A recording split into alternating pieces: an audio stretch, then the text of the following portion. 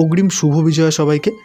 আজকে দশমী, আর এই দশমীটা কিন্তু একদমই আমাদের জন্য আনন্দের নয়, কারণ আজকে মা চলে যাচ্ছে। তবুও কিন্তু আমাদের হাসি মুখে মেনে নিতে হয়, কিছু করার নেই। আবারও আসছে বছর, আবার আসবে মা, এই অপেক্ষায় আমরা সবাই কিন্তু বসে থাকি। তো এদিকে আমার মা রেডি হচ্ছে, আর মাকে কিন্তু শাড়ি পরিয়ে দিচ্ছে আমার রিঙ্কিদি। তবে এবারে কিন্তু মায়ের শাড়ি পরার স্টাইলটা সম্পূর্ণ অন্যরকম। আমি মাকে বললাম যে এই শাড়িটা পরো আর অন্যরকমভাবে পরো, ঠিক যেমনটা তোমরা দেখতে পাচ্ছ আমার রিঙ্কিদি পরেছে শাড়িটা।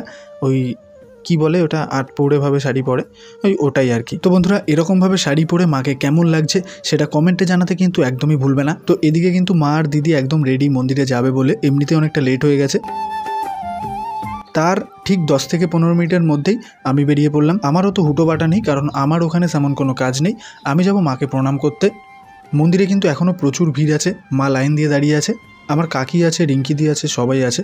এবারে মা বরণটা সেরে নেবে। সো বন্ধুরা, দেখা হচ্ছে আরও একটা নতুন পর্বে, নতুন একটা ভিডিওতে।